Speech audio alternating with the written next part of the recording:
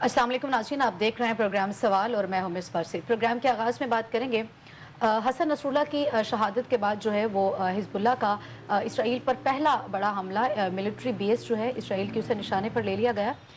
मशरक़ वस्ता में फैलती हुई जंग जो है वो कहाँ पे जाके रुकेगी, इस पर बात करेंगे। मुल्क की सियासी सूरत हाल की अगर बात करें तो प्रैक्टिस एंड प्रोसीजर कमेटी में जो है वो जस्टिस मंसूर अली शाह की फिर अदम शिरकत की वजह से जो है वो आर्टिकल 63A की तशरीह में जो है वो नया बेंच तश्कील दे दिया गया है। इस पर बात करेंगे। हुकूमत और पीपल्स पार्टी ने जो है वो आर्टिकल 63A की जो नजरसानी की अपील है उसकी हिमायत कर दी है और बिलावल भुट्टो ज़रदारी का कहना है कि आईनी अदालतें हर सूरत बनेंगी, ना बनी तो नुकसान होगा। इस पर भी बात होगी और प्रोग्राम के आखिरी हिस्से में डिबेट करेंगे। बानी PTI जो है वो जलसों के बाद जो है वो अब एहतजाजी सियासत की तरफ जा रहे हैं।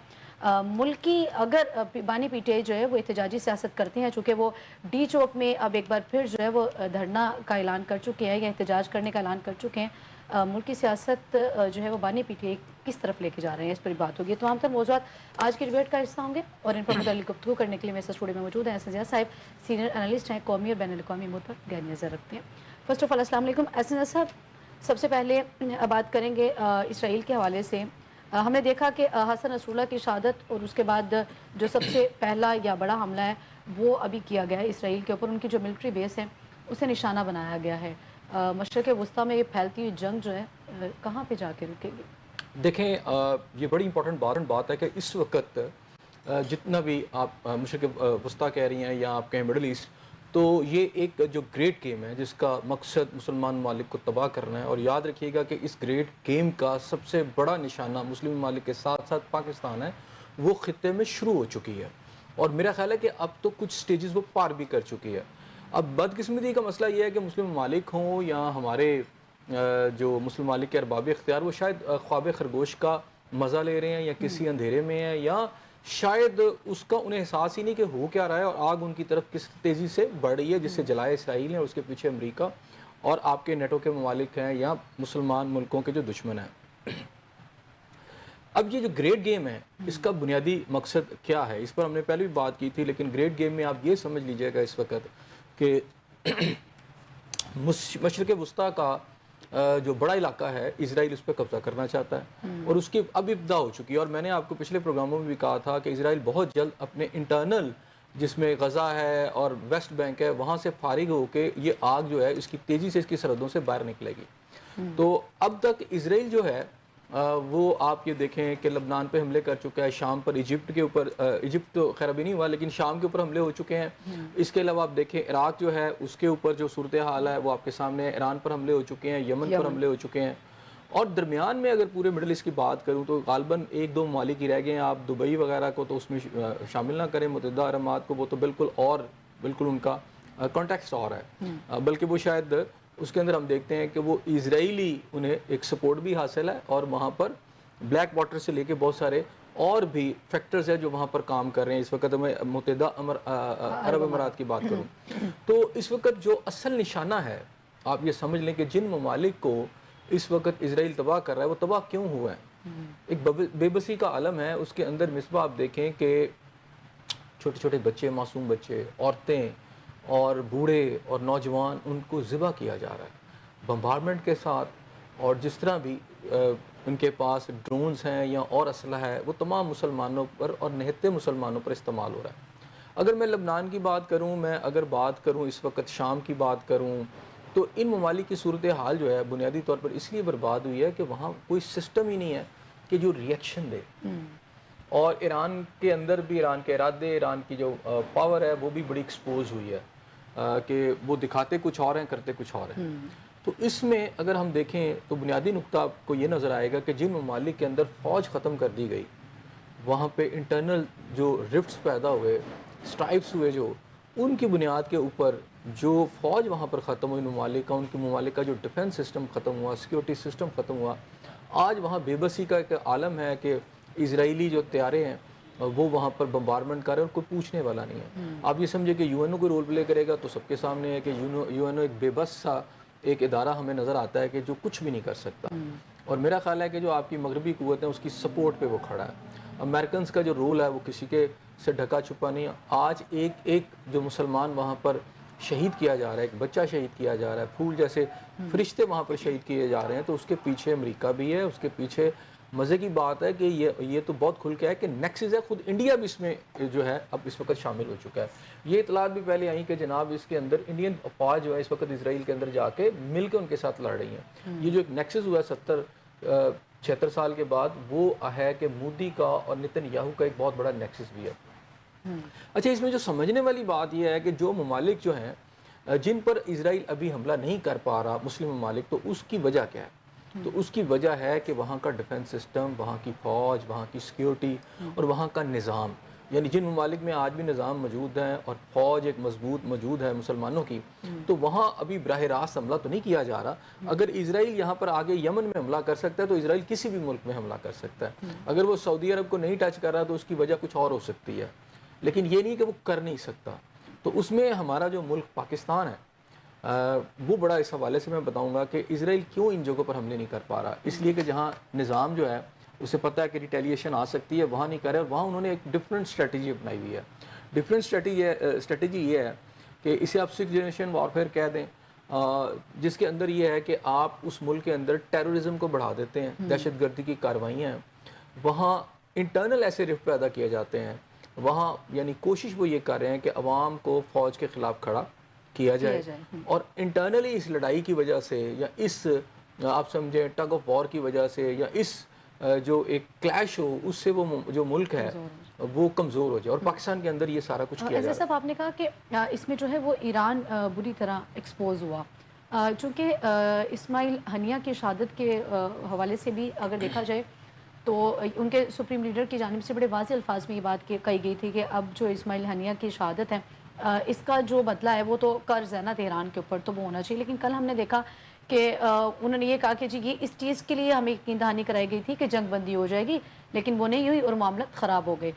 اس پوائنٹ آف ویو سے سمجھا ہے کہ چونکہ ایران بذات خود اس چیز کے اوپر ایکسپوز ہو گیا، ایک جانب وہ یہ کہہ رہے تھے کہ ہم ان کا شہادت کا بدلہ لیں گے، دوسری جانب وہ کہہ رہے ہیں کہ ہمیں امریکی حکام کی جانب سے یہ یقین دہانی کرائی گئی تھی کہ آپ بدلہ نہ لیں، جنگ بندی ہو جائے گی۔ دیکھیں نا، اس کے اوپر مجھے وہی بات یاد آتی ہے کہ وہ شعر ہے کہ میر کیا سادہ ہیں بیمار ہوئے جس کے سبب، اور میں تھوڑا سا اس شعر کو مختلف کر رہا ہوں کہ اسی عطار کے لڑکے سے دوا لیتے ہیں۔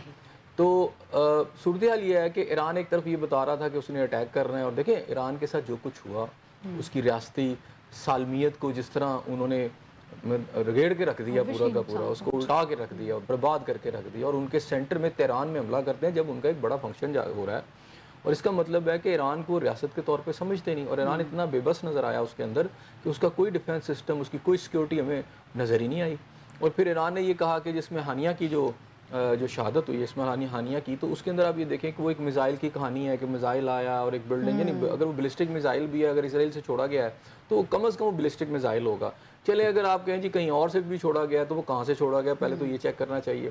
پھر دوسرا یہ کہ اس کی فضا کو کرتا ہوا وہ چلا گیا، ایران کو پتہ نہیں چلا اس کا ڈیفنس سسٹم کہاں چلا گیا، پھر وہ ایک عمارت کے اندر چلا جاتا ہے اور عمارت کے اندر سے گزر کے پھر ہنیہ صاحب کے کمرے میں جا کے چلتا۔ تو یہ ایسی کہانی ہے، مثلا الف لیلوی کہانی ہے ساری کی ساری، جس میں یہ پتہ چلتا ہے کہ اہل کوفہ کا ایک کردار تو ہے کہیں نہ کہیں۔ تو بہرحال اس کے اندر بعد میں وہ لیڈرشپ ایران کی ختم ہوتی ہے کہ جو ہمیں نظر آتا ہے کہ وہاں کی ایرانین لیڈرشپ کو لگتا ہے کہ وہ ان کے مقابلے میں کھڑی ہو سکتی ہے، یا ان کے بھی اپنے اختلافات ہیں، تو وہ آہستہ آہستہ ہمیں نظر آتا ہے کہ ان کے چہرے جو ہیں منظرنامے سے ہٹائے جا رہے ہیں۔ تو بڑی ایک عجیب سی اور بڑا مت ہے اور بڑی اس میں کانسپریسی آپ کو نظر آتی ہے، اور اس میں اگر آپ دیکھیں آپ کی ریاست پہ سے حملہ کیا تو آپ کہہ رہے ہیں جی ہم انہی کے ساتھ جا کے مذاکرات کریں، انہی پہ اعتماد کریں کہ جی ہوگا جی جنگ بندی ہو جائے گی۔ ایسی ایک خوشروا قسم کی داستان ہے جس میں ایران بڑی بری طرح ایکسپوز ہوا۔ اور ابھی دیکھیں حسن نصر اللہ صاحب کی جو شہادت ہوئی اس کے بعد ایران نے کیا کر لیا ہے، اب رہ کے اب یہی دیکھ سکتے ہیں کہ حزب اللہ کی باتیں ہیں کہ جی وہ وہاں سے میزائل داغ رہے ہیں۔ حزب اللہ نے جو ابھی دکھایا ہے فلفور جو رد عمل دیا ہے، ملٹری بیس کو نشانہ بنایا گیا، آپ سمجھتے ہیں کہ ابھی ری ایکشن جو آیا یہ اسی وقت آنا چاہیے تھا اور بر وقت دے دیا گیا، اب حزب اللہ جو ہے وہ پیچھے نہیں ہٹنے والا؟ دیکھیں پہلے اس میں آپ کو یہ دیکھنا ہوگا کہ حزب اللہ جو ہے یہ جو اس نے ریٹیلیشن کی ہے وہ کتنی مؤثر تھی، اور واقعی وہ ویسی تھی، اور اگر گیا تو اس سے ڈسٹرکشن کتنی ہوئی، تو وہ ہمیں بڑی نومینل سی نظر آتی ہے۔ اور اس کے اندر اسرائیل کی ایک انٹیلیجنس بیس ہے، آپ سمجھ لیں، یا انٹیلیجنس کا ایک ادارہ ہے جس کے اندر آپ موساد کا کہہ سکتے ہیں، اس سے ریلیٹڈ چیزیں ہیں، تو وہاں پر اٹیک کی باتیں کی جا رہی ہیں. لیکن اسرائیل کی طرف سے یہ باتیں آ رہی ہیں کہ جناب کھلے میدانوں میں وہ کوئی میزائل چلے ہیں. ان میدانوں کو فادی میزائل کہتے ہیں، پہلے بھی جو ہیں حزب اللہ کی طرف سے چلائے گئے ہیں. اور ایک خبر یہ بھی ہے کہ حماس نے بھی کچھ کارروائیاں کی ہیں جس کے اندر انہوں نے کچھ نقصان پہنچایا اسرائیل کو، لیکن یہ بہت نامینل سی باتیں ہیں. اب جہاں تک اسرائیل کا ہے، ان کی پوری فل فلیج آرمی جو ہے، ان کی فضائیہ پورے اٹیکس کر رہی ہے. ابھی جو لیٹسٹ ہے دھمکی ہے کہ وہ کہتے ہیں جی ہم بیروت کو ٹارگٹ کریں. تو بیروت کا مطلب ہے کہ پورے ملک کو وہ ٹارگٹ کر رہے ہیں، اس کے ہارٹ کو ٹارگٹ کر رہے ہیں، جیسے تہران کو ٹارگٹ کیا ہے. اسی طرح آپ یہ دیکھیں کہ درمیان میں کون سے دو ملک رہ جاتے ہیں، اس کے درمیان میں صرف اردن رہ جاتا ہے اور سعودی عربیہ رہ گیا. ٹھیک ہے، سعودی عربیہ بھی کہ اس وقت آپ یہ بچت آپ سمجھ لیں کہ صرف پاکستان کی وجہ سے ہے. وہ جو ایک فورس بنی تھی نا آپ کو، اسلامی فورس، اگر آپ وہاں کے سٹرکچر کو سمجھے، جو ڈیفنس سسٹم کو، تو اس میں ایک میجر رول پاکستان کی فوج پاکستان یا پاکستان کے سمجھیں کہ جو ہیلپ ہے اس کے اندر ہے ساری کی ساری. آج اگر اسرائیل سعودی عرب پر نظر نہیں ڈال رہا تو اب یہ سمجھیں کہ اس کے اندر پاکستان کا بھی ایک رول ہے کہ پاکستان نے بڑا واضح طور پر کہا ہے کہ نو کمپرومائز سعودیہ کے اوپر. اچھا، اب اردن جو ہے وہ چونکہ تھوڑا سا الائی ٹائپ کی ایک شکل آپ سمجھ لیں اسرائیل کے ساتھ ہے، لیکن جیسے وہ باقی ایک پوری پٹی ہے جس کے اندر آپ یہ دیکھیں شام ہے، اس کے بعد ادھر سے ساتھ لبنان ہے، پھر آپ عراق تو پہلی تباہ ہو چکا ہے، پھر ایران ہے. تو پوری ایک پٹی جو ہے اسرائیل اس کو اٹیک کر رہا ہے اس وقت. اس کی فضائیہ وہاں پر، اور اس کے میزائل وہاں پر گرے ہیں، اس کو بم برسا رہا ہے وہاں پر. اور اسی طرح سعودی عرب کی سائڈ پر آ کے وہ خوسی قبائل کے اوپر جو اٹیک کر رہا ہے. تو اس کا مطلب یہ ہے کہ پورا کا پورا خطہ جو ہے بحر روم سے لے کے وہ سارا کا سارا اب نشانے پہ آ چکا ہے. اس میں اگر وہ تھوڑے سے دو ممالک کو کسی سٹیج پہ اٹیک کرتا ہے تو پیچھے تو پھر کوئی بھی مشرق وسطیٰ نہیں رہتا، تو پھر تو تقریباً وہ ختم ہو جاتا ہے. اب دیکھیں پاکستان کے اندر جو گیم ہو رہی ہے بڑی خوفناک ہے. انہیں نظر آ رہا ہے کہ اسلامی ممالک کے اندر صرف ایک ملک ہے، آپ یاد رکھیے گا، اٹامک پاور، جس کا کوئی تھریٹ ان کو ہے، وہ ہے صرف پاکستان. اور پچھلے اب 9/11 کے بعد وار آن ٹیرر کے نام پر جس طرح آپ کے ساتھ ڈبل کراس پاکستان کو کیا گیا کہ پاکستان سے ہیلپ بھی لی گئی اور پاکستان کے اداروں کو ٹارگٹ بھی کیا گیا. اور ٹارگٹ کہاں سے کیا گیا؟ افغانستان کے اندر سے. کرنے والے کون تھے؟ امریکن چھتری کے نیچے، یعنی نیٹو فورسز کے نیچے جو آپ کی TTP تیار کی گئی، اور اس کا پیسہ جو تھا وہ انڈیا کا پیسہ تھا، را اس میں ملوث تھی. یہاں سینٹر ٹریننگ کے بنائے گئے، وہاں سے ویپنز لے کر، اور آج بھی وہ سب کچھ پاکستان کے اندر ہو رہا ہے. اور اس کے اندر ایک تو چائنیز کوریڈور ہے کہ وہ انہیں بڑا ڈسٹرب کر رہا ہے کہ اس کو ٹارگٹ کیا جائے. دوسرا پاکستانی فوج کے اوپر ان دنوں اور پاکستان کے جو ڈیفنس کے ادارے ہیں جس تابڑ توڑ قسم کے دہشت گردی کے واقعات وہاں ہو رہے ہیں، اس کا مطلب یہ ہے کہ آپ کا دشمن جو ہے پاکستان کا اس وقت ڈیسپریٹ ہو چکا ہے. ایک تو یہ فیکٹر ہے مثلا، لیکن دوسرا جو اس سے بھی بڑا فیکٹر ہے میں سمجھتا ہوں کہ وہ ہے کہ پاکستان کے اندر آپ کی جو آبادیاں ہیں، آپ کی جو سول سوسائٹی ہے، اس کے ایسا ایک مائنڈ سیٹ کرنا، اس کے اندر سوشل میڈیا کے تھرو یا اور ذرائع کے ساتھ پاکستانی فوج کے خلاف یا فوج پاکستان کے خلاف نفرت پھیلانا اور اس طرح کا ماحول پیدا کر دینا کہ جیسے فوج پاکستان کوئی پاکستان کی دشمن ہے اور یہ پورا پاکستان اس پہ چڑھ دوڑے. اور اسے میں کہتا ہوں بدقسمتی سے 76 سالوں کے بعد یا 77 سالوں کے بعد ایک ایسی پارٹی ڈیولپ ہو کے پاکستان میں آئی ہے جسے خود فوج انتشاری پارٹی کہہ چکی ہے. اور جو 9 مئی کے واقعات بڑا کھل کے بتاتے ہیں. دیکھیں ایک ٹیررزم وہ ہے جو سرحد پار سے آپ کے آ رہی ہے، اور سیم اسی طرح حملے کیے گئے ایک پولیٹیکل جماعت کے کارکنوں کی طرف سے. اور میرا خیال ہے کہ اس میں کوئی دو رائے نہیں ہے کہ بانی PTI نے مان بھی لیا کہ میں نے GH کو بھی لوگ بھیجے تھے، وہاں بھی بھیجے تھے. اور آج دیکھ لیں ابھی ہم دیکھ رہے ہیں ایسا سب کہ PTI جو ہے وہ ان چیزوں سے ہٹ کے جلسے جلوس والی سیاست سے ہٹ کے اب وہ احتجاجی سیاست کی طرف آ گئی ہے. اس وقت چونکہ ملک تو اس سچویشن میں نہیں ہے کہ وہ کوئی احتجاجی سیاست کو افورڈ کر سکے، اور دوسری جانب یہ بھی ہے کہ obviously ایک پرابلم تو مشرق وسطیٰ میں پھیلتی ہوئی نظر بھی آ رہی ہے. اس وقت ہمارے لیے کتنا خطرناک ثابت ہو سکتا ہے یہ احتجاجی سیاست یا دھرنے والی سیاست؟ اس وقت کیا ہم افورڈ کر سکتے ہیں؟ بالکل نہیں کر سکتے. دیکھیں اس وقت صورتحال یہ ہے کہ ملک کے اندر جو ہے ایک تو آپ کا ملک جو ہے دیکھیں 6 جنریشن وارفیئر کیا، اس کو بڑے سادہ سے میں لفظوں میں آج آپ کو سمجھاؤں گا کہ وہ ہے کیا.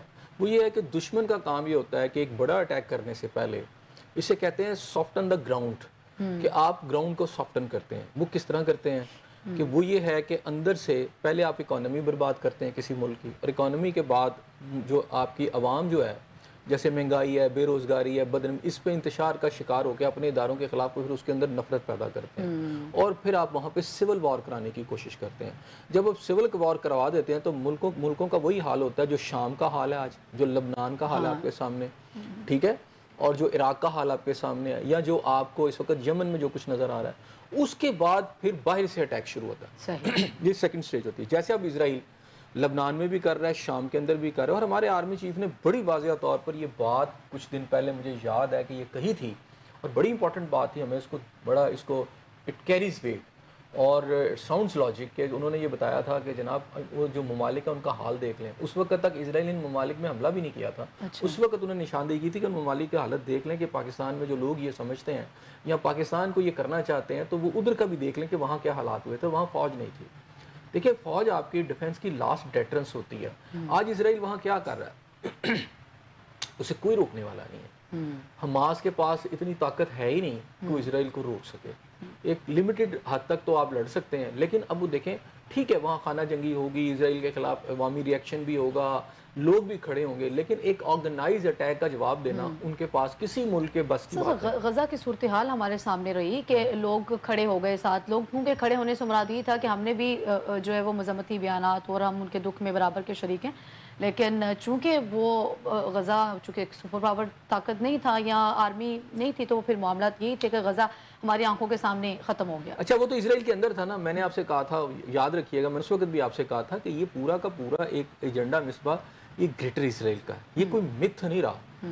اور وہاں کے ابھی میں نے کل کے پروگرام میں بھی آپ کو یہ بتایا تھا کہ وہاں ایک رائٹر ہیں اسرائیل کے، انہوں نے جنوری میں کچھ کالم لکھے، کتاب لکھی، اس نے ساری چیزیں لکھی جس کے اندر انہوں نے بڑا واضح طور پر بتایا. اور یہ بات صرف اس نے نہیں بتائی، اگر ہرزل صاحب تھے ایک جو کہ صہیونیت کے بانی سمجھے جاتے ہیں، تھیڈور ہرزل، تو انہوں نے بھی یہ بتایا تھا گریٹر اسرائیل ہے کیا. اور آج اگر آپ میں دیکھوں تو انہوں نے اس نقشے کو تقریباً امپلیمنٹ کر لیا. وہ کیا ہے، میں آج اس کو ریپیٹ کرتا ہوں.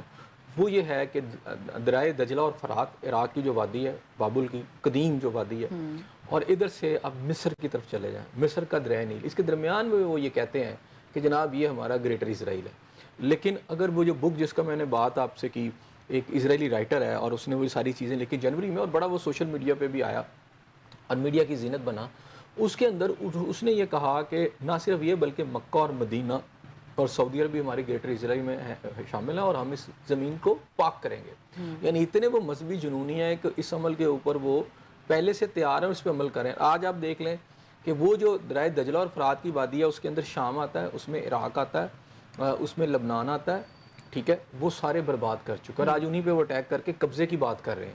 یعنی اسرائیل نے ابھی پچھلے 24 گھنٹے یا 48 گھنٹوں کے اندر اپنی سرحدوں سے نکل لبنان کے سرحدی علاقوں پر جو قبضہ کیا ہے، جو کہ نیوز آئی ہیں، حالانکہ حزب اللہ نے اس کا انکار کیا ہے، لیکن وہ جنوب کے اندر آگے بڑھ چکے ہیں اور آگے وہ ساری چوکیوں کو اور وہاں بنا کر اپنا ایک پورا سسٹم بنا رہے ہیں جس کے تحت وہ یہ کہہ رہے ہیں کہ ہم حزب اللہ کو ٹارگٹ کریں گے. اس کا مطلب وہ لبنان اور شام یہ تو ان کے پہلے ٹارگٹس ہیں کہ جہاں ان کے اوپر وہ قبضہ کرنا چاہتے ہیں یا ان کی فوج وہاں پھیلنا چاہتی ہے. اور امریکنز جو دیکھیں فوری طور پر انہوں نے بھی اپنی فوج وہاں بھیج دی ہے تاکہ اسرائیل کو کچھ نہ ہو. ٹھیک ہے، ان کی پشت پہ کھڑا نا، ظاہر سی بات کھڑا ہے. اچھا پاکستان کے اندر دیکھیں اس کو سمجھنا پڑے گا، اور اس وقت پاکستان کے اندر جو ایک پولیٹیکل جماعت اٹھ کے آئی، اب اس کا ایجنڈا کیا ہے؟ اتنا کیا ہو گیا ہے کہ آپ اچانک چلے گئے ہیں اس کے اوپر، احتجاج کے اوپر. حالانکہ جلسے بھی احتجاج کا ایک حصہ ہے. یہ نہیں کہ ایک شکل جلسے بھی آپ کے ہوتے ہیں، یہ نہیں کہ صرف آپ نے احتجاج سڑکوں پہ کرنا ہے.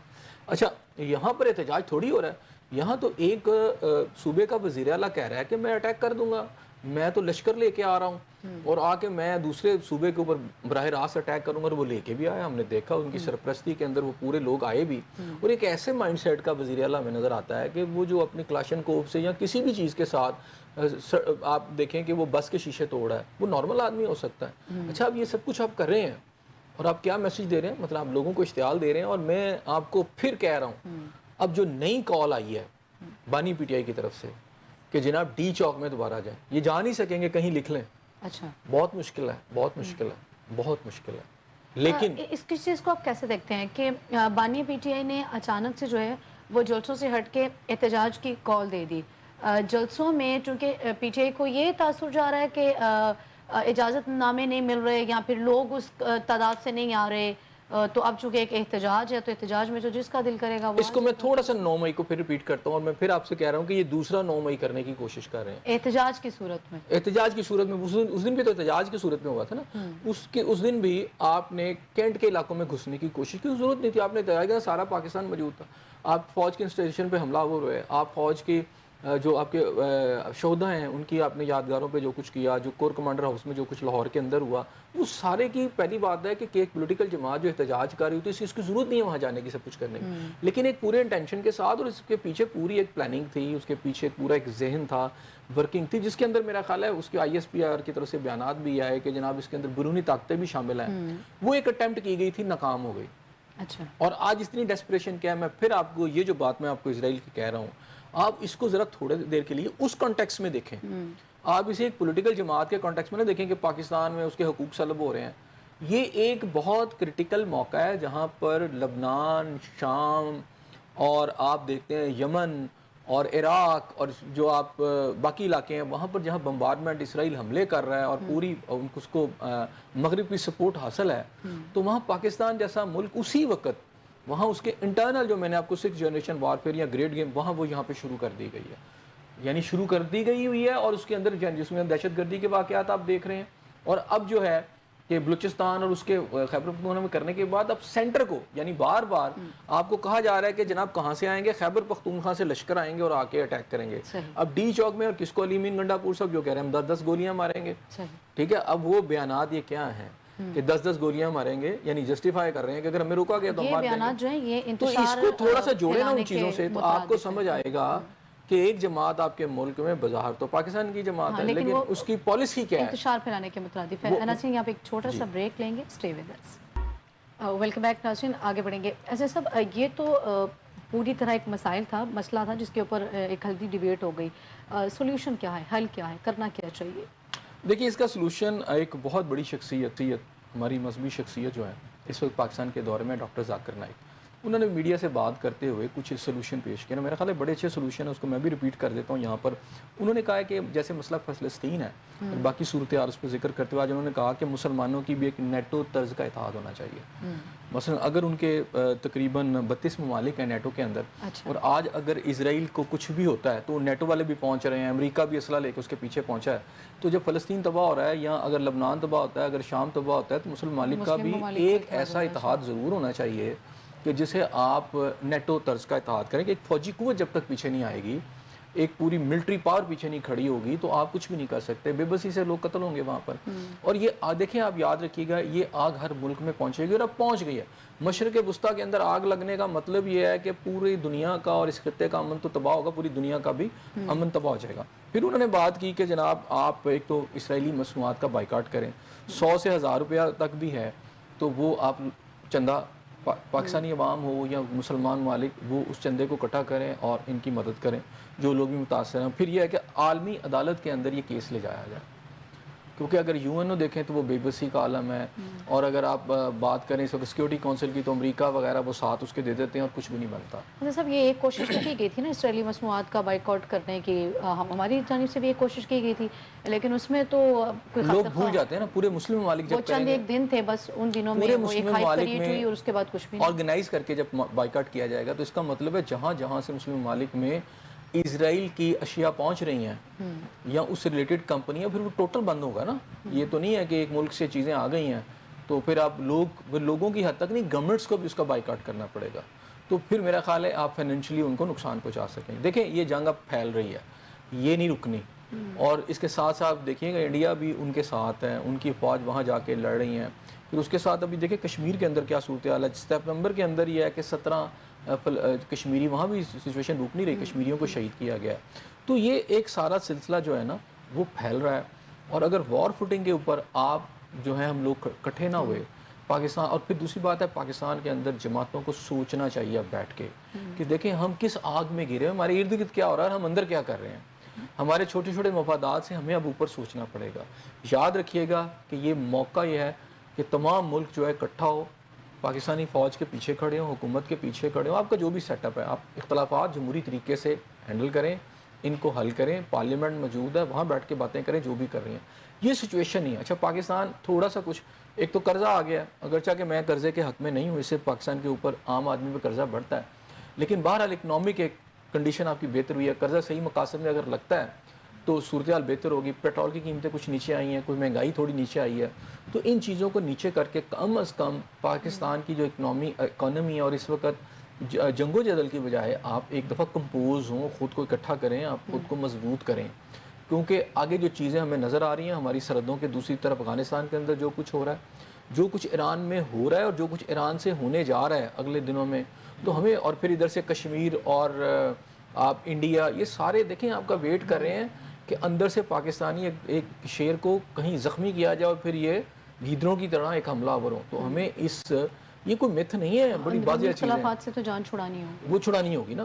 تو اظہر صاحب آج جو ہے وہ قومی اسمبلی اور سینٹ کے پارلیمانی رہنماؤں کا ان کیمرہ اجلاس ہونا تھا. وہ ہم نے دیکھا کہ وہ اجلاس طلب کر رکھا تھا, لیکن اس کے بعد جو ہے وہ ملتوی کرنا پڑ گیا. کیوں ضرورت پیش آئی کہ اجلاس ملتوی کرنا پڑا؟ دیکھیں جو اطلاعات آ رہی ہیں, میرا خیال ہے کہ یہ تمام چیزیں جو اس وقت سیکیورٹی کے حالات ہیں پاکستان کی سرحدوں کے اوپر, پاکستان کے اندر اور خطے کے اندر, میرا خیال ہے کہ اس کی جو بھی انفارمیشن آ رہی ہے, پارلیمانی لیڈروں کو اس کے اوپر بریفنگ دی جانی تھی, جو آپ کے سیکیورٹی کے ہیڈز ہیں ان کی طرف سے, اور ان ہیڈز کی طرف سے جو صورتحال کی جو بھی انفارمیشن ہے ان سے شیئر کی جانی تھی, اور پھر انہیں بتانا تھا کہ جناب کتنی سنگین صورتحال سے ہم اس وقت یہ جو ملک دوچار ہے خطے کے اندر جو بدلتی صورتحال ہے, تو اس کے مطابق ایک اسٹریٹجی اپنانا, کیونکہ اکانومی تو چلیں کچھ نہ کچھ اسٹیبل ہو گئی ہے یا ہو جائے گی, کچھ ایسی چیزیں امیدیں ہماری سامنے آئی ہیں, لیکن پاکستان دیکھیں جب آپ کے پاس لون آ گیا نا, $7 بلین آ گیا ہے, اب میں نے پھر آپ کہا نا کہ خراب تب ہوگی اب $7 بلین کو آپ مس یوز کریں گے نا. اگر صحیح طریقے سے پاکستان کی فلاح کے لیے کریں گے تو ڈیفینیٹلی پھر تو کوئی نقصان والی بات نہیں, لیکن ایک جو کرائسس تھا کہ آپ کا خزانہ خالی ہے, یہ اس طرح کی سچویشن تھی, کم از کم فار دا ٹائم بینگ وہ ٹل گیا ہے فی الحال, تو فار دا ٹائم بینگ ٹل گیا. اب آپ تو اس کو تھوڑا سا کمپوز خود کو کر سکتے ہیں, اکانومی کو بھی کمپوز کر سکتے ہیں تھوڑا سا, لیکن خطے میں بڑھتی ہوئی آگ, اور اس کے علاوہ خیبر خود پختونخوا بلوچستان میں جس طرح دہشت گردی کرائی جا رہی ہے وایا افغانستان, ٹھیک ہے نا, اور جس کے اندر انڈیا بھی موجود ہے, را بھی موجود ہے, موساد موجود ہے, اس کی وجہ کیا ہے کہ پاکستان کھڑا ہو کر کہیں مسلم ممالک کی ڈیفنس کے اندر اپنا ایک رول نہ پلے کرنا شروع کر دے. میں نے آپ سے پھر کہا تھا ڈیوڈ بن گوریان جو تھے اسرائیل کے پہلے پرائم منسٹر, ان کی اگر آپ 60s کی تقریر میں دوبارہ پھر آپ کو حوالہ دے دیتا ہوں کہ انہوں نے 60s میں آلموسٹ اپنی کابینہ سے کہا تھا کہ دیکھو تم جو بنانے جا رہے ہو, یعنی گریٹر اسرائیل جو بنانے جا رہے ہو, جو کہ اب بن رہا ہے اور اس کو اسی طرح سارا خطہ بنتا چلا جا رہا ہے, تو تمہیں عربوں سے کوئی خطرہ نہیں, اور واقعی ہم دیکھتے ہیں عربوں سے انہیں کوئی خطرہ نہیں, عرب تو بھیل ہی نہیں رہے. تو اس نے کہا اگر تمہیں کسی سے خطرہ ہے تو وہ پاکستان ہے. اس نے اس دور میں پاکستان کا نام لیا, اس نے کہا کہ دیکھو یہ پاکستان جو ہے جب تم سعودی عرب کو یا عربوں کو چھیڑو گے تو یہ پیچھے آ جائیں گے, اس لیے پہلے ان کو فکس کرو. اور ان کو فکس کرنے کے لیے اس نے اپنی قوم کو جو بتایا, اس نے کہا جی انڈیا ہمارا ساتھی ہوگا, اور انڈیا کے ساتھ ہم مدد لیں گے, آنے والے دنوں میں وہ ہمارا ایک میجر پلیٹ فارم ہوگا جہاں ہم یہ سارا کچھ کریں گے. تو آپ یہ دیکھیں 76 ایئر کے بعد یا 70 پچھلی جو گورنمنٹ تھی مودی اسرائیل پہنچے تھے, first prime minister of India جو تھے جنہوں نے اسرائیل کا دورہ کیا, اور مجھے آج بھی یاد ہے کہ اس کے اندر ایک وہاں قادیانیوں کے سربراہ تھے, ایک جو تھے نیتن یاہو صاحب تھے, اور تیسرے جو تھے وہ مودی صاحب تھے, اور تینوں کے علاوہ کسی کو نزدیک بھی نہیں آنے دیا جا رہا تھا. اتنی وہاں ہائیلی سیکیورڈ وہ فنکشن ہو رہا تھا جس کے اندر انہوں نے بڑے بغل گیر ہوئے, اور نیتن یاہو نے ہندی کے اندر کہا کہ میرا بھائی آیا, اور پھر یہ کہ ہماری دوستی آسمانوں تک ہوگی, فضاؤں تک ہوگی, خلاؤں تک ہوگی, یہ سب باتیں کی. اور پھر آپ کو یاد ہوگا کہ پچھلی گورنمنٹ کے دور میں جب اٹیک ہوا تھا کشمیر کے اندر, تو یہ خبریں بھی آئی تھیں کہ جناب اسرائیلی جو طیارے جو تھے یا پائلٹ اس میں شامل تھے اور پاکستان کی طرف سے پکڑ لیے گئے, یعنی اسرائیلی اخبارات نے کہا تھا. ویسے ہی جیسے اب یعنی 75 76 ایئرز کے اندر اسرائیلی اخبارات نے یا ان کے میڈیا نے کبھی بھی پاکستان کے کسی لیڈر کو اپریشیٹ نہیں کیا, ماں سوائے بانی پی ٹی آئی کو, کہ جناب یہ بڑے اچھے آدمی ہیں اور یہ سارا کچھ کر سکتے ہیں. تو بہت ساری چیزیں چل رہی ہیں, اس میں آپ کو دیکھنا ہوگا یہ بڑا کریٹیکل ٹائم ہے. یہ سمپلی پاکستان کی پالیٹکس کو سمجھنا ہو, پاکستان کے سسٹم کو سمجھنا ہو, تو اسے پاکستان کے اندر رہ کے آپ کو سمجھ نہیں آئے گی. آپ کو اس گریٹ گیم کو سمجھنا ہوگا, اور گریٹ گیم کے اندر سب سے بڑا ٹارگٹ اب پاکستان ہے. تو پاکستان اگر اندر سے مضبوط ہوگا, پاکستان کا ڈیفنس مضبوط ہوگا, پاکستان کی فوج مضبوط ہوگی, پاکستان کی عوام پیچھے کھڑی ہوگی, تو یاد رکھیے گا یقیناً جنگیں جو ہے نا فوجیں لڑتی ہیں, لیکن اصل جنگ قومیں لڑتی ہیں. فوج کے پیچھے جب قوم کھڑی ہوتی ہے تو پھر وہ جنگ. اس قوم کے حوالے سے کیا کہیں گے جو انتہائی جو ہے وہ مشکل ترین حالات سے زندگی بسر کر رہی ہے؟ ابھی آپ کہہ رہے تھے نا کہ اکانومی اسٹیبل ہو رہی ہے, چونکہ قرض مل گیا نا تو اب اکانومی اسٹیبل ہو جائے گی. ابھی کل کی ہی یہ خبر ہے, آپ کو پرسوں قرض مل رہا ہے یا یقین دہانی کرائی جا رہی ہے, ابھی کل کی ہی یہ خبر ہے کہ آپ نے 61 کروڑ اور 75,24,000 روپیہ جو ہے وہ فیصلہ کر لیا ہے کہ آپ نے اپنی کابینہ کو جو ہے وہ لگژری گاڑیاں دینی ہیں. قرض مل گیا لیکن وہ استعمال کہاں پہ ہو رہا ہے, اس کا مس یوز ہو رہا ہے. دیکھیں یہ آپ کوئی ٹھیک کہہ رہی اچھا ہیں, شگون نہیں ہے. آپ نے ٹھیک کہا, یہ اچھا شگون نہیں ہے. اس کا مطلب ہے آپ کے قرض کو مس یوز کیا جائے گا اسی طرح جیسے ماضی کی صورتحال ہے. دیکھیں اس وقت آپ کی جو بیوروکریسی ہے, آپ کے جو ارباب اختیار ہیں, اس میں خاص طور پر آپ کی نوکرشاہی کی میں بات کروں گا, اور بھی کوئی اداروں کے اندر جو آپ کی سرکار ہے, ان سے پوچھیں کہ انہوں نے کون سا پاکستان کا ادارہ جو ہے اس کو فعال کیا ہے, اس کے اندر انہوں نے ترقی پہ ہے. سارے ادارے جو ہیں وہ ڈاؤن خسارے ٹرینڈ میں ہیں. سارے ادارے اچھا, خسارے. وہ ان کی تنزلی کا شکار ہیں, ڈیٹیوریٹ ہو رہے ہیں, اور ان کی تنخواہیں اور پرکشن پلیوریج اور مراد بڑھتی چلی جا رہی ہے. ان کو تو یقین کریں موٹر سائیکلیں دینی چاہیے, ان کو گاڑیاں بھی نہیں دینی چاہیے. ان کی صورتحال یہ ہے. بہرحال گورنمنٹ نے یہ فیصلہ کیا ہے, یہ کوئی اچھا فیصلہ نہیں ہے کہ آپ اس طرح اپنے جو قرض لیا ہوا ہے, اور پے تو ایک عام پاکستانی نے کرنا ہے نا, تو اس کم از کم یہ جو فائنینشیل بنگلنگز ہیں, فائنینشیل کرپشن ہے, یا فائنینشیل مس یوز آف آپ اتھارٹی اور مس یوز, اگر آپ اس کو نہیں ٹھیک کریں گے, ایک جو آپ منی کا جو ہے یا قومی خزانے کو کر رہے ہیں, تو پھر آپ ایک بڑی جنگ نہیں لڑ سکتے. اس وقت تو پاکستان کو پینی پینی کی ضرورت ہے, ایک ایک پینی کی ضرورت ہے. اور اگر آپ اس کو بچا کر, جو قوم جو ہے وہ روٹی سے آوازار ہے, وہ جنگ کے لیے تو تیار نہیں. دیکھیے پاکستانی قوم کی نا عجیب کمپوزیشن ہے. میں آج آپ کو بتاؤں, آج انڈیا کی طرف سے اگر فرض کیا کوئی اٹیک ہو جائے تو آپ کو نظر آئے گا کہ پوری پاکستان, کشمیر سے لے کر کراچی تک اور گوادر سے لے کر آپ اوپر چلے جائیں, آپ کیا کہتے ہیں سوات تک اور کلام تک, اور اس سے اوپر چلے جائیں, یہ ایک دم سٹینڈ کر جائیں گے, یہ فوج کے ساتھ کھڑے ہو جائیں گے. اور یہ ہے بھی فوج کے ساتھ ہی ساری عوام کھڑی ہے. اب ایک کوشش تو کی جاتی ہے اس کو لڑانے کی, یہ سارے کھڑے ہو جائیں گے, چاہے بلوچستان کے اندر ہو, چاہے خیبر پختونخوا کے. ایک مائنڈ سیٹ کے علاوہ جو یہ کہتا ہے کہ جناب ہم پاکستان پہ حملہ کریں گے, یعنی اب مجھے بتائیں نا کہ ایک صوبہ دوسرے صوبے پہ لشکر کشی کر سکتا ہے, تو اس طرح تو یہ ہے کہ کبھی سندھ والا خیبر پختونخوا پہ چلا جائے گا, بلوچستان والا ادھر کر دیں گے, اور پھر فیڈریشن کہاں رہے گی. یعنی یہ جو مائنڈ سیٹ ہے یہ بیسیکلی پاکستان کو توڑنے کا مائنڈ سیٹ ہے, اور یہ میں نہیں سمجھتا کسی پولیٹیکل جماعت کا ہو سکتا ہے. ماضی کے اندر بہت ساری شکتیاں, یہاں مارشل لاز بھی لگے, یہاں پیپلز پارٹی بھی تھی, نواز لیگ بھی تھی, ان کی لیڈرشپ تقریریں بھی کرتے رہی ہیں, جرنیلوں کے خلاف سارا کچھ ہوا ہے. میں یہ نہیں کہتا کہ جی اسے مبرہ ہے کہ انہوں نے نہیں کی تو یہ صرف کر رہے ہیں, لیکن کبھی ایسا نہیں ہوا کہ کینٹ کے اندر باقاعدہ اٹیکس کیے جائیں. کینٹ دیکھیں آپ کی ایک وہ فوج کا ایک حصہ ہے جو آپ کی سیکیورٹی, آپ کی ڈیفنس ہے.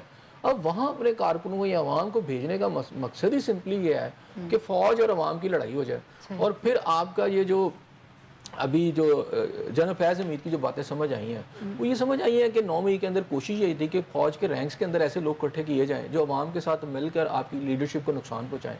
یعنی ایک باقاعدہ کو کیا گیا تھا, اور وہی آپ کا آپ یاد رکھیے گا ڈی چوک میں دوبارہ کرنے کی کوشش کی جا رہی ہے. ایک طرف وزیر اعلیٰ کہہ رہا ہے میں اٹیک کر دوں گا, اب دوبارہ وہ کہہ رہا ہے کہ جی یہ بڑی انٹرسٹنگ سی صورتحال ہے. ایک وزیر اعلیٰ اس طرح کے بیانات دیتا ہے تو دوسرے صوبے کی جو وزیر اعلیٰ ہے ان کی طرف سے بھی وہ اس طرح کے جوابی وہ کیے جاتے ہیں. ایک تاثر دیا جا رہا ہے کہ جیسے جو کے پی کے ہے وہ پاکستان کا حصہ نہیں ہے, یا پھر جو پنجاب ہے وہ کے پی کے سے علیحدہ ہے. اب ہے تو ایک ہی پاکستان کے حصے, وہ ایک تاثر اس طرح کیوں دیا جا رہا ہے؟ آپ کی بات ٹھیک ہو سکتی ہے اگر یوں ہو کہ مریم نواز صاحبہ یا ایک صوبے کی اور وزیر اعلیٰ کوئی ہے وہ ان کو کہہ رہا ہے کہ جی میں چھوڑوں گا نہیں, میں آ رہا ہوں, تو پھر وہ جوابی کرتے ہیں, تو پھر تو ٹھیک ہے, آپ کی بات ٹھیک ہے کہ نہیں کرنا چاہیے.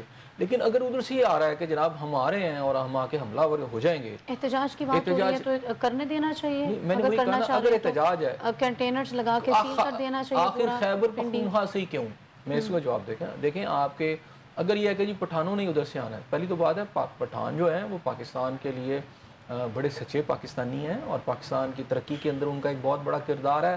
اور اگر پاکستان آج ترقی کر رہا ہے, پاکستان کی فوج کے اندر پٹھانوں کی ایک بہت بڑی تعداد ہے.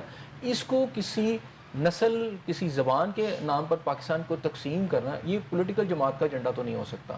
اور دوسری بات یہ ہے کہ اگر پٹھانوں کی بات کریں, اگر وہ سارے خیبر پختونخوا سے آنا ہے تو پورا لاہور پڑا ہے, پورے پنجاب میں پٹھان ہے, وہ کیوں نہیں اٹھے؟ سوال تو میں آپ سے یہ پھر کہوں گا, پنڈی, اسلام آباد, کراچی, پورے پاکستان میں پٹھان ہیں, وہ سارے کہاں ہیں؟ صرف خیبر پختونخوا والوں کو کیوں ایک خواب آتا ہے, وہ اٹھتے ہیں اور وہ گنے کہتے ہیں ہم گنے لے کے آ جائیں گے, ہم یہ کر دیں گے, ہم وہ کر دیں گے, یہ سب کچھ کیوں ہے؟ اس کا مطلب یہ ہے کہ سارا پاکستان جو ہے یہ جو امپریشن دینا چاہتے ہیں وہ اس طرح پاکستان کی میجورٹی نہیں کرنا چاہتی. اور میں یہ سمجھتا ہوں کہ اب یہ صورتحال ہے کہ اگر ایک وزیر اعلیٰ اس طرح کی باتیں کر رہا ہے تو ڈیفینیٹلی پھر اگر تو اس کی اجازت نہیں ہو سکتی, گورنر رول بھی لگ سکتا. صحیح ہو گیا. پریکٹس اینڈ پروسیجر کمیٹی میں جو ہے وہ دیکھا ہم نے کہ جسٹس منصور علی شاہ کی جو ہے وہ عدم شرکت اور پھر جسٹس قاضی فائزہ صاحب کو نیا بینچ تشکیل دینا پڑا. اس پر آپ کیا کہیں گے کہ جسٹس منصور علی شاہ کی عدم دلچسپی کہہ لیں یا عدم شرکت کہہ لیں, اس کو کیسے دیکھتے ہیں؟ دیکھیں عدلیہ کے اندر رفٹ بہت بڑھ چکا ہے, اور میرا خیال ہے کہ اب یہ کہنا کہ جناب تقسیم نہیں ہے, تقسیم در تقسیم ہو چکا ہے. صحیح. اب تو یہ اس فیصلے کے بعد یا اس بینچ بننے کے بعد تو چیزیں زیادہ واضح ہو گئی. اچھا, ان کے خطوط اور پھر چیف جسٹس کا نام ماننا, ہر ایک کا اپنا پوائنٹ آف ویو ہے, اور حل بھی یہ ادھر سے ہی ہونا ہے. یا آپ کی پارلیمنٹ نے حل کرنے چیزیں یا عدلیہ نے حل کرنی ہے. اب عدلیہ کے اندر اب وہ تو بینچ اپنا کام کر رہا ہے. چیف جسٹس نے کہا کہ جناب اب یہ تو نہیں ہے کہ ہم اپنا کام بند کر دیں, ٹھیک ہے. اب یہ کیا وہ نہیں, ہم نے انوائٹ کیا, اب نہیں آئے, انہوں نے بینچ چینج کر دیا. اب ان کی وہ اتھارٹی ہے اور ان کی اتھارٹی ہے, نہیں جانا چاہتے. لیکن اس دونوں صورتوں کے اندر ایک اختلاف جو ہے اب شدت اختیار کر گیا. اب دیکھیں اس کے اندر بلاول بھٹو صاحب نے آج بات کر دی ہے کہ آئینی عدالت جو ہے وہ تو وہ بنا کے رہیں گے, اور یہ ان کا یہ بھی کہنا ہے کہ یہ ہم صرف اس لیے نہیں بنا رہے کہ کسی جج کو ہم نے, تو اس نے کہا جی میری طرف سے دونوں میں سے کوئی ایک جج اس کو مرضی لگا دیں, چاہے منصور علی شاہ صاحب کو لگا دیں یا ان کو لگا دیں. بات یہ ہے کہ جو فیصلے ہوئے ماضی کے اندر ان عدالتوں سے اور آئینی لحاظ سے جو سچویشن ہے اس کے اندر اس عدالت کا بننا ضروری ہے, ماضی میں بھی بنی ہے. اور انہوں نے کہا کہ جناب جب یہ سب کچھ ہو رہا تھا, جب اس ملک میں مارشاء اللہ لگتا ہے, تو اس وقت عدلیہ تو اس کو کرائسس سے نہیں نکالتی, عدلیہ تو ساتھ دیتی ہے مارشاء اللہ لگانے والوں کا. تو اس وقت بھی مساق جمہوریت ہوا تھا نون اور پیپلز پارٹی کے درمیان, جس کی وجہ سے ہم نے 1973 کا آئین دوبارہ بحال کیا. تو جب آئین بحال کرنے کی باتیں آتی ہیں وہ تو پولیٹیکل جماعتیں مل کے کرتی ہیں, اور جب مارشاء اللہ لگوانا اس کی بیک اپ دینا ہو تو پھر یہ عدلیہ دیتی ہے. تو کرنا تو ہم نے ہے, تو پارلیمنٹ نے کرنا ہے نا. تو پارلیمنٹ نے فیصلہ کر لیا کہ ہم نے آئینی عدالت بنانی ہے. اب یہ ججوں کی لڑائی نہیں ہے, ان کا یہ کہنا تھا کہ ججوں کی سسٹم کو ہم امپروو کرنا چاہتے ہیں. جیسے یہ بلاول زرداری صاحب نے تو یہ بات کہہ دی ہے کہ چونکہ عدالتیں بننی چاہیے اور وہ ضروری بھی ہیں, اور اس کا مقصد یہ نہیں ہے کہ کسی ایک شخصیت کو نوازنا چاہ رہے ہیں یا اس کے ایکسٹینشن کے حوالے سے یہ سارا کچھ ہو رہا ہے. حکومت کا موقف دیکھیں تو وہ بالکل اس طرح کا وہ نہیں ہوتا کہ اس چیز کے اوپر اعتراضات تو پی ٹی آئی کو برابر کے ہیں, اور مولانا فضل الرحمان کی صورتحال آپ دیکھیں وہ بھی اسی چیز کے اوپر ابھی تک سٹینڈ کر رہے ہیں کہ چونکہ اس میں یہ چیزیں ہیں جس کے اوپر اعتراضات ہیں, اور اس میں لگ رہا ہوتا ہے کہ جو یہ والے چیف جسٹس ہیں ان کو ایکسٹینشن ملنے کے لیے یہ سارا کچھ معاملات کیے جا رہے ہیں. ان کے اعتراضات یا ان کے آبجیکشنز کو آپ کیسے دیکھتے ہیں؟ دیکھیں پہلی بات ہے کہ مجھے ایکسٹینشن تو نہیں لگ رہی.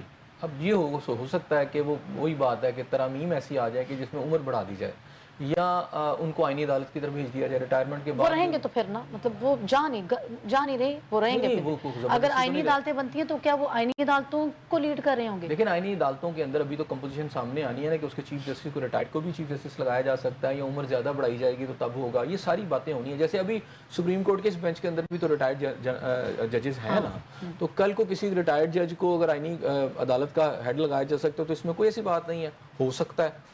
اور اگر پارلیمنٹ ہی کوئی بنا دے لا تو آپ روک تو نہیں سکتے.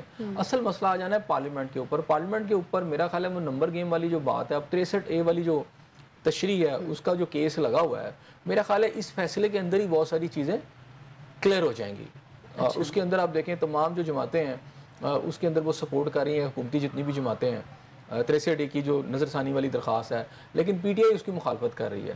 اب چونکہ عدالت کے اندر کیس ہے اور پی ٹی آئی کو اس میں مجھے اس لیے عدالت نے جو فیصلہ کرنا ہے وہی ہو جانا ہے, پی ٹی آئی کو اس لیے ریلیف ملتا مجھے نظر نہیں آ رہا کہ ان کی جو ہوپس ہیں یا پنز ہیں وہ جسٹس منصور علی شاہ صاحب ہیں یا جو دوسرے دیگر ججز ہیں ان کے جو لائک مائنڈیڈ وہ سمجھتے ہیں, وہ اب اس بینچ میں ہے ہی نہیں. وہ تو اس پہ ایبسٹین کر رہے ہیں اپنے آپ کو, یا ان کے یعنی ہمیں بینچ بنتے ساتھ ہی پتہ چل جاتا ہوتا کہ فیصلہ پی ٹی آئی کے حق میں نہیں آئے گا, اگینسٹ آئے گا, کیونکہ جس شخصیت کے اوپر وہ جو ہے وہ اعتماد کا اظہار کریں وہ تو بینچ میں شامل ہی نہیں ہے. میں نے اس لیے کہا یہ تعصب اس کو آپ کیسے دیکھتے ہیں؟ مطلب ہونا دیکھیں انہوں نے فیصلہ تو اپنے قانون اور آئین کے مطابق بتانا نا. پی ٹی آئی والے تو ہر صورت میں یہی کہیں گے کہ یہ ہماری مرضی کا فیصلہ نہیں ہے, یہ ہمارے خلاف ہے. دیکھیں اب میں نے وہی کہا نا کہ جسٹس قاضی فائز عیسیٰ صاحب کو آپ کنٹروورشل بنا رہے ہیں. 4 سال آپ نے ان کو خوب دیوار کے ساتھ لگا کے رکھا, ان کی وائف کو بھی چکر لگائے عدالتوں کے, اور پھر بعد میں معافی بھی مانگی کہ جناب ہمارے سے زیادتی ہو گئی. جیسے قاضی فضیل صاحب 4 سال دیوار کے ساتھ لگے رہے تو اس سے تو یہ تاثر جائے گا کہ وہ اپنے فیصلوں میں بااختیار نہیں تھے. اگر کسی شخصیت کو دیوار کے ساتھ لگایا جائے تو اس کا مطلب کہ وہ تو آزاد اس نہیں وقت تھے. چیف جسٹس نہیں تھے نا, بندیال صاحب تھے نا, تو ان کے ساتھ بھی وہ جو سلوک کیا گیا ایک جج کے طور پر, جو آج جج مطلب کسی جج کو آپ دیوار کے ساتھ لگا دیں تو اپنے فیصلوں میں آزاد تو جیسے نہیں ہو منصور سکتا. علی شاہ صاحب کے ساتھ ابھی آج بات کر رہی ہیں آپ, یا جسٹس اختر صاحب ہیں, ان کے حوالے سے جو بات ہو رہی ہے وہ یہی ہو رہی ہے نا کہ جناب کہا جا رہا ہے جی انہوں کو دیوار کے ساتھ لگایا جا رہا ہے. اسی طرح اس دور کے اندر ان کو ساتھ لگایا گیا. یہ چیف جسٹس تو بعد میں بنے ہیں نا, لیکن وہ تکلیف کا پیریڈ تو انہوں نے کاٹا, جس کے اوپر بانی پی ٹی آئی نے بعد میں معافی بھی مانگی کہ مجھ سے غلطی ہو گیا, لوگوں نے میرے کان بھرے, مجھے ان کے ساتھ یہ زیادتی نہیں کرنی چاہیے تھی. تو کنٹروورشل تو اس وقت کی گورنمنٹ نے ان کو بنانے کی پوری کوشش کی, پی ٹی آئی تو اس وقت بھی ان کے ساتھ نہیں تھی. اچھا اب آگے جب چیف جسٹس بن گئے تو وہ چیزہ سلسلہ تو اسے سمجھے نا کہ ایک وہ ٹریل تھی, وہ ساتھ چل رہی تھی. اچھا اب اس کے اندر آ کر اب وہ تو کہہ رہے ہیں جیسے منصور علی شاہ صاحب کو آ کے بیٹھے ہیں, اب جیسے منصور علی شاہ صاحب نہیں آ رہے تو وہ کیا کریں اس کے اندر. اب وہ ان کو گود میں اٹھا کے تو نہیں لا کے بٹھا سکتے. اب وہ کہہ رہے نہیں انہوں نے ان کو بار بار لکھا, وہ کہتے ہیں میں نہیں آتا. یا پھر ایک جج کو اگر ہٹا کے پھر انہوں نے ظاہری بات, انہوں نے بینچ بدل دیا, انہوں نے کہا جی کام تو ہم نے کرنا ہے, ہم نے روکنا تو نہیں ہے, ہم تو آپ کو کہہ رہے ہیں آ جائیں, وہ نہیں گئے. تو اب یہ ان کا ارادہ ہے, ان کو جانا چاہیے. تو اس ساری صورت حال کے اندر اب جو بھی فیصلہ اس کے اوپر آئے گا وہ یہی بینچ کرے گا نا, اور تو کوئی نہیں کر سکتا, headed by chief justice of Pakistan. تو جو بھی فیصلہ کرے گا ہوگا وہ فیصلہ ظاہری بات ہے. ایک اختیار وہ تھا جو جسٹس منصور علی شاہ نے استعمال کیا کہ نہیں شرکت کی, دوسرا اختیار وہ تھا جو اس وقت کے چیف جسٹس صاحب کا تھا, انہوں نے نیا بینچ تشکیل دے دیا. یہی ہوتا ہے نا, دیکھیں آپ چیف جسٹس کوئی بھی ہوتے ہیں, عمر اتیاب بندلیال صاحب بھی ہوتے ہیں, ماضی میں ایک بات کرتا ہوں, تو اگر جسٹس فائز عیسیٰ صاحب کہتے ہیں کہ جی میں نہیں آ رہا تو کام تو نہیں تھا رکنا, انہوں نے بھی بینچ بدل دینا تھا, انہوں نے ان میں نئے بندے ڈال دینے تھے, انہوں نے کہا جی کام تو ہوگا. وہ کہہ رہے ہیں کہ جی میں نہیں آ رہا, اس کا کیا مطلب ہے, اور ایک کہ اس کی وجہ سے اب بینچ کام کرنا بند کر دے. بار بار کسی کو کہا جا رہا ہے آپ آ جائیں, وہ کہتے ہیں میں نہیں آتا. تو اب اس کا کیا, اس کا ایک حل تو یہ ہے کہ آپ بند کر دیں جی ہم سماعت ہی نہیں کرتے اس کیس کی, کوئی جج صاحب نہیں ہے, جب تک وہ نہیں آئیں گے ہم سماعت نہیں کریں گے. ٹھیک ہے نا. متوقع چیف جسٹس صاحب کی اور موجودہ چیف جسٹس صاحب کی اس طرح کا کلیش جو ہے وہ نو ڈاؤٹ کہ ایک اس چیز کو تو واضح کرتا ہے کہ عدلیہ میں کوئی رفٹ تو ایک ہے, ایک اتنی پیچیدگیاں تو ابھی اس میں وہ ہیں, لیکن قبل از وقت یہ سارے معاملات ہو جانا اور ابھی سے یہ ساری چیزیں شروع ہو جانا, اس کو کیسے دیکھ رہے ہیں آپ؟ دیکھیں یہ میں نے وہی بات کی کہ تھوڑا سا آپ ہسٹری کو ریپیٹ کریں گے تو جسٹس فائز عیسیٰ صاحب کے دور اور بندیال صاحب کے دور میں ابھی تو یہ ریزسٹنس بہت زیادہ ہے. اچھا, ابھی جو جیسے منصور علی شاہ صاحب اتنی اس وقت اتنی ریزسٹنس بھی نہیں تھی نا, بندیال صاحب کو اتنی ریزسٹنس فیس نہیں کرنی پڑی جتنی ان کو فیس کرنی پڑ رہی ہے. ادھر ریزسٹنس بہت زیادہ ہے, وہ کمپیریٹیولی کم تھی اس وقت. تو یہ تو سمجھے کہ ہسٹری ایک ریپیٹ کر رہی ہے. جسٹس فائز عیسیٰ صاحب جب سمجھے دیوار کے ساتھ تھے تب بھی وہ ان مشکلات کا شکار تھے, اب چیف جسٹس صاحب تب بھی پی ٹی آئی کی طرف سے انہیں مشکلات کا سامنا ہے. اب ظاہری بات ہے اب جج تو بننا ہے, اب اس میں یہ کہنا جی لائک مائنڈڈ ہے یا نہیں ہے یا مخالفت, فیصلہ تو آپ نے قانون اور لاء کے اوپر کرنا ہے. ہم تو دیکھیں گے فیصلے کو کہ فیصلہ جو ہے اب اس میں 3 ججز ہیں یا 5 ججز ہیں نا, تو 5 ججز تو نہیں سارے کے سارے بک گئے ہوں گے. ٹھیک ہے, ایک میں بات کر رہا ہوں, 5 ججز نے اس کو لاء کے مطابق قانون کے مطابق دیکھنا ہے, جو ڈیسیژن آئے گا پھر وہ ماننا پڑے گا. حکومت کے لیے یا اس وقت حکومت کے لیے تو سچویشن اب فیوریبل لگ رہی ہے؟ نہیں ابھی نہیں, ابھی فیوریبل نہیں ہے, ابھی تو شروع ہوا ہے کام. ٹھیک ہے, اور اس کیس کو سنا جانا ہے. اس کیس کے اوپر آپ یہ سمجھ لیں کہ وہ جو ترامیم پارلیمنٹ میں آنی ہے اس کا بہت زیادہ انحصار اس کے اوپر ہے, اس کیس کے فیصلے کے اوپر. ٹھیک ہے نا, اور اس کیس کے بعد جو مسودہ تیار کیا گیا ہے وہ آپ سمجھتے ہیں وہ چینج ہو جائیں گی چیزیں یا وہ ایسی نہیں ہو سکتا ہے؟ میرا خیال ہے اس کو پاس کرنے کے لیے بھی تو مولانا فضل الرحمان صاحب کا بھی ایک رول ہے کہ وہ کس کو اینڈ پہ جا کے ووٹ کرتے ہیں. ٹھیک ہے نا, ایک سمجھے کہ ایک بیک ڈور ڈپلومیسی تو جاری ہے نا, پولیٹیکل جماعتوں کی ہوتی ہے. جیسے پی ٹی آئی والے بظاہر شروع میں آپ کو لگے گا کہ بالکل وہ منانے میں کامیاب ہو گئے ہیں, لیکن اینڈ پہ وہ بدل بھی سکتے ہیں. ہمارے یہاں پر چوہے شجاع صاحب کا کیس اور پرویز الہی صاحب کا کیس آپ کے سامنے ہے کہ ایک دور میں بالکل پیپلز پارٹی نے منا لیا تھا پرویز الہی صاحب کو کہ جناب وہ انہوں نے ساتھ ادھر دینا تھا, لیکن اینڈ ٹائم پہ انہوں نے بیٹے کی بات مانی اور پی ٹی آئی کے ساتھ چلے گئے. جبکہ یہاں پر یہ تھا کہ بھی وہ آ گئے ہیں, مسئلہ حل ہو گیا, لیکن وہ چینج ہو گیا سارا کچھ.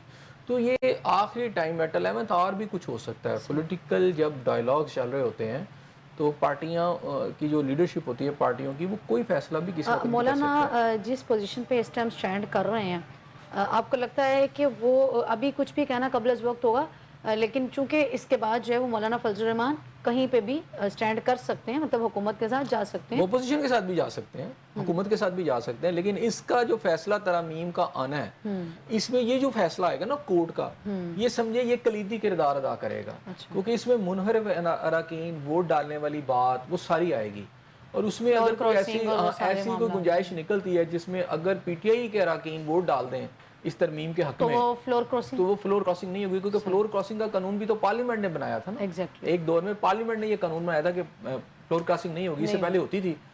अब वो पार्लियामेंट के जो है उसी ने अब मजीद आगे बनाना है। हाँ कि वो हो सकती है। हाँ नहीं, मैंने कहा अभी मैं तो नहीं कह रहा कि हो सकती है, अभी तो देखना है कि क्या निकलता है, वो तो मैंने एक एग्जाम्पल आपको दी है। सही जी बहुत शुक्रिया अंसर साहब का, नाज़रीन आपका प्रोग्राम देखने का बेहद शुक्रिया। मुझे दे इजाज़त, कल फिर मुलाकात होगी सेम चैनल सेम टाइम। अल्लाह ने के बाद।